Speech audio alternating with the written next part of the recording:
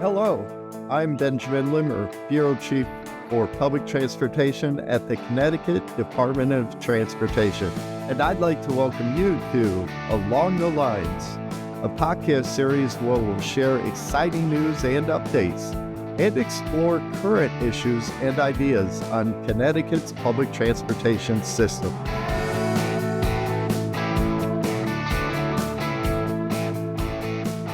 The Connecticut Department of Transportation operates two seasonal ferries across the Connecticut River, one connecting Rocky Hill and Glastonbury, and the second between Chester and Hadlyme. The Rocky Hill Glastonbury Ferry has the distinction of being the nation's oldest continuously operating ferry in the country, dating all the way back to 1655. Today, we'll be diving into the rich history and significance of the Chester-Hadlyme Ferry as we celebrate an important milestone, a birthday, the 75th year of the operation of its distinguished vessel, otherwise known as the Selden III.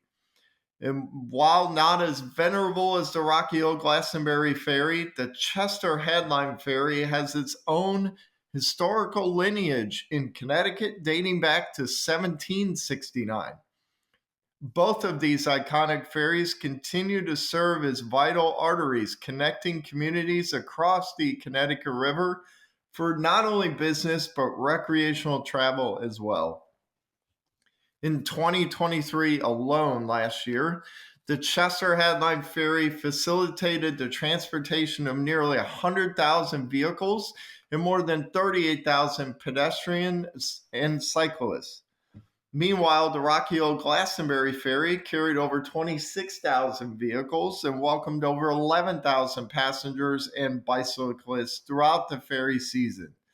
So today we are honored to welcome as our special guest, Captain John F. Kennedy, ferry captain from the Connecticut Department of Transportation, as well as Lynn Wilkinson, president and communications chair from the Friends of Gillette Castle State Park. Welcome to the program. Thanks, Ben. It's great to be here. Thank you. So, Captain, could you give us a brief history of the Chester-Hadlyme Ferry? Yes, I'm glad you said brief because I could be very long-winded. But with over 200 years of the history, it's really hard to do. But anyhow, I'll start at the beginning and try and make it as quick as possible. The crossing started in 1769 because at the time this started, 1769, and something I've been working on lately is reviewing the Revolutionary War. And that is to think that maybe this was a foresight of the war coming, and this was secretly started to help route revolutionary supplies. And there was a lot of battles in upstate New York, and the supplies did indeed come through this ferry, go do that mission up there. But since then, it's been over 200 years. It's basically met all these needs of people trying to get across the river. That's excellent. So, follow-up question for you, John. I know the Selden III just had a birthday, 75 years old. What is the story of the Selden III and what makes it a unique vessel? What was kind of unique in this case was it was right after World War II when she came out. And she actually was hoping to come out in 1943, but they needed a lot of steel for the war. But she finally came out in 1949, and being a diesel double ender, I think, is the most unique part about it. But I will say something about the steel. The steel on this boat is really, really high quality steel. And in fact, I still, even to this day, when I'm painting, I find underneath the paint galvanized steel. So this thing was built like a tank, and it's very impressive the amount of galvanized steel they use on this thing. Not to mention how thick the steel is in the ribs and the frames and whatnot. So I'll also note that the Selden III was designed originally to hold 6 cars, and it had a cabin for some passengers and crew and a little bit of storage. However, those that cabin construction was left out so that the Selden could then carry 9 vehicles. So, curious, how long have you been the captain of the Selden III? Well, just last week, I celebrated my 30th year anniversary crossing the Connecticut River. And it seems like yesterday when I started. Oh, I'm sure it does. And thanks for all of your service. All right. Lynn, switching to you, could you share with our listeners what drives the Friends of Gillette Castle State Park? So I think there are two motivations that drive us. First, we all have a deep appreciation for William Gillette and his spectacular castle and grounds. So Gillette during his time was a very famous actor, director, and playwright. He was the first person to bring Sherlock Holmes to life from the pages of the books written by Sir Arthur Conan Doyle. This meant he had a vast amount of money and he could do whatever he wanted with it. And what he decided to do was create a completely unique castle, and he surrounded that castle with all sorts of features throughout the grounds. I don't know if you've ever been there, but the castle looks like a medieval ruin, and that's exactly how Gillette wanted it to look. So who would want to live in a medieval ruin, right? You know he's going to be an interesting guy as soon as you see the outside of the building. And inside, there are all sorts of features that really speak to Gillette's character. There's a trick bar, there's secret passages, there's mirrors for him to spy on his guests, and there's lots of intricate woodwork and craftsmanship throughout the house. And then outside, he had a narrow gauge train that traveled the property, and he built all sorts of features to amuse the guests who rode the train. So that's the first thing to say about the Friends, is that we really appreciate William Gillette. And then the second is a sense of community. So volunteering and donating to the Friends of Gillette's a way to bring community and community spirit into the state park. And our mission is to preserve and promote the legacy of William Gillette. So we like to share that legacy with the people who visit the park and keep the spirit of William Gillette alive. Lynn, this is my second ferry season. I've been out there a few times last year. The one thing that stands out to me about the Chester-Hadlyme Ferry is its location adjacent to the beautiful Gillette Castle State Park. It's really remarkable, honestly, to have two unique and historic local institutions right next to one another. So, in your mind, how important are these two historic institutions, not only to the local economy, but of course to tourism as well? So I think the ferry and the castle are sort of a 1-2 punch, and together they make a really nice adventure for tourists. The ferry is just a spectacular way to get to the castle, and it's a historic way to get to the castle, since the ferry was operating during Gillette's time and actually well before Gillette got there. And Gillette discovered the property when he was on the river on his houseboat, the Aunt Polly. So when you come on the ferry, you can see a series of hills on the riverbank. There's 7 hills all lined up with descending heights, and they're called the Seven Sisters. And his castle's at the top of the tallest hill, which is the seventh sister. So if you come to the castle on the ferry, you just get a great view of the castle dominating the top of the hill, and you get a sense of the grandeur and scope of what attracted Gillette to the property in the first place. And then whenever you're on the ferry in the summer, I'm sure this has been true on your 2 trips on the ferry this year, there are always tourists. So it's a great place to pose for pictures on the ferry with Gillette Castle in the background. It's very photo friendly and Instagrammable. And we think the historic ferry is part of the story of William Gillette, and that combination of the ferry plus the castle gives visitors a much richer sense of the history of the area.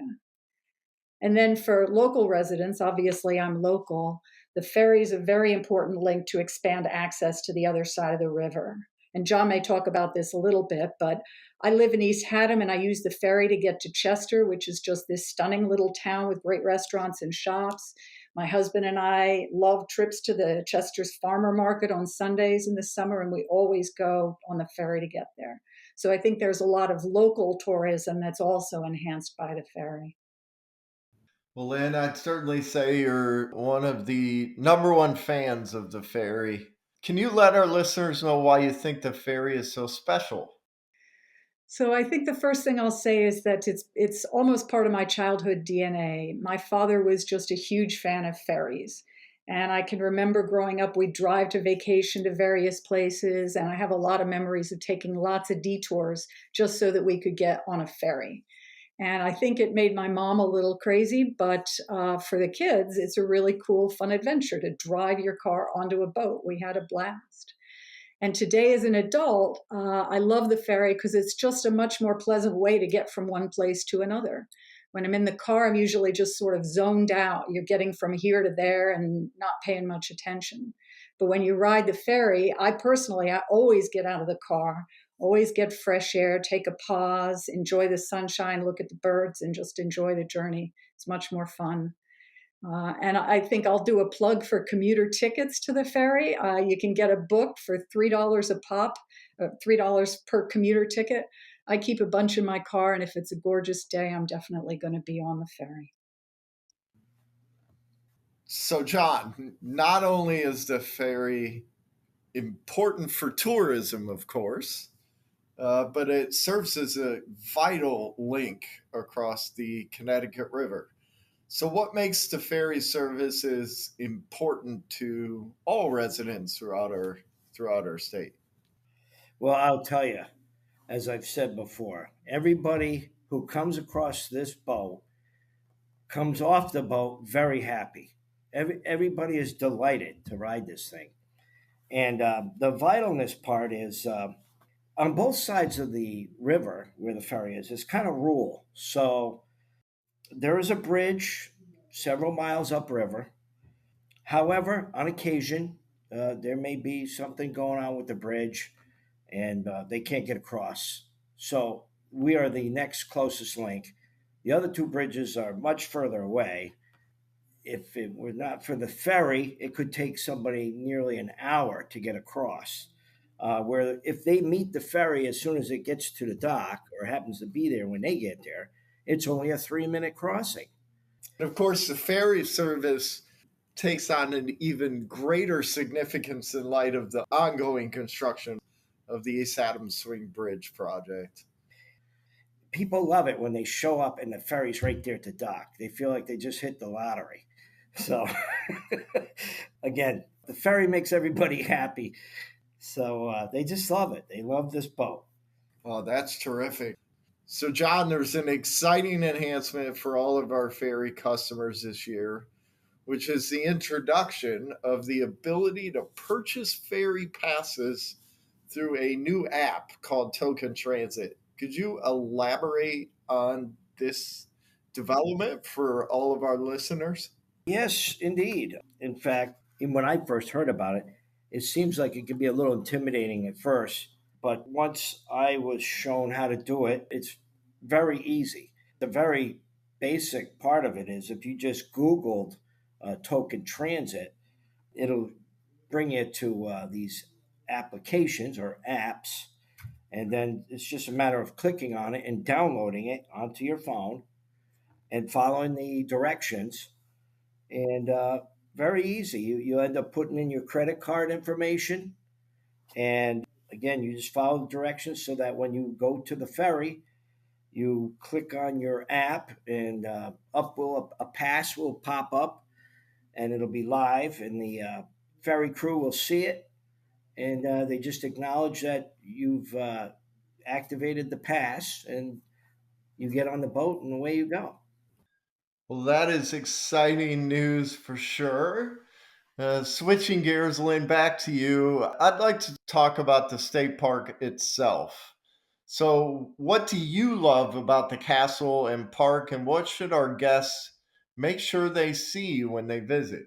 So I did talk a little about obviously getting there from the ferry to get your great view of the castle. The second thing I'll highlight for people on this podcast is the importance of stopping on the waterfront park that's right at the ferry landing. A lot of people just keep driving straight because that's how you get to the main entrance, but the ferry landing area is actually part of Gillette Castle. Gillette moored his houseboat, the Aunt Polly, there while the castle was being built. That's where he lived.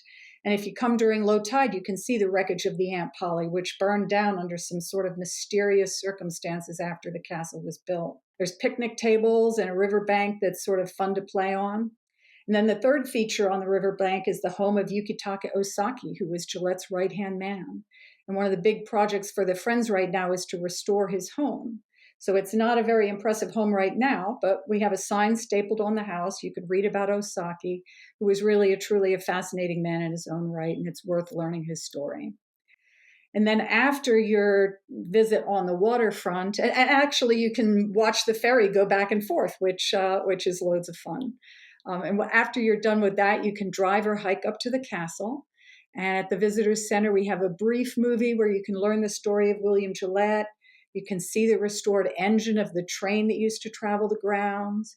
You can pick up a train trail map and hike the train trail, which is a beautiful hike. And then obviously you want to walk up to the castle itself, where you get a gorgeous view of the Connecticut River.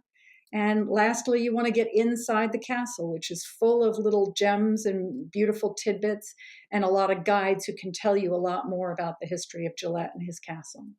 I think it's really important to tell everybody that you want to get tickets to the castle in advance. The grounds are always open. There's no fees to walk the grounds, and as long as the parking lot isn't overflowing, there's no limits to the number of people who can visit, but the castle itself sells out on most weekends. We do have a plan your visit page on the friendsofgilletteCastle.org. That's our website, and that'll tell you more about how to get tickets and other local attractions. All right, John. So dying to know. I'm sure listeners are as well. Would love to hear what you enjoy most about being the captain of one of our illustrious river ferries. Well, I'll tell you, being in the wheelhouse on the Connecticut River with all the wildlife and scenery, I always say it's the best office in the state is being in the wheelhouse crossing the river. But aside from that, meeting the people from all over the world, and it's amazing how people show up down there. Again, like I said, a rural area, but people literally come from all over the world, show up down there.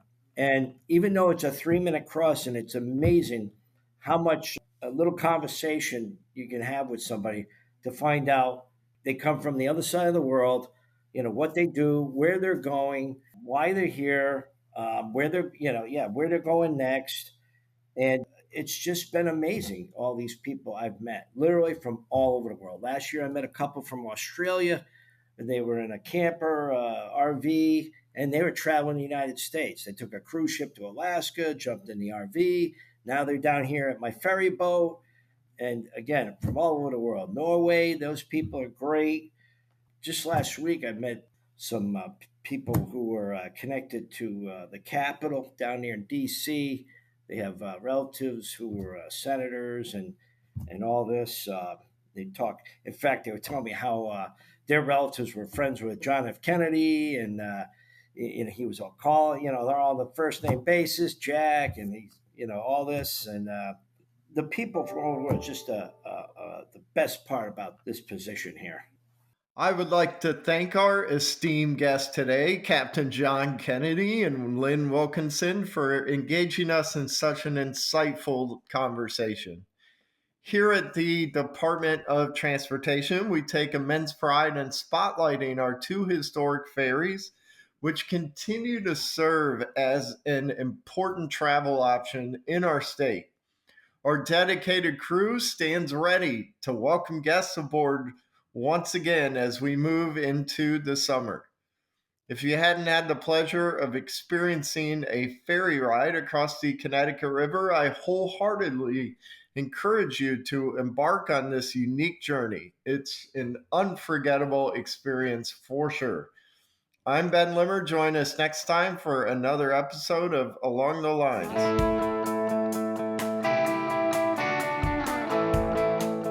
Thanks for listening to this episode of Along the Lines. This is your host, Benjamin Limmer. If you've enjoyed this podcast, please remember to subscribe and share.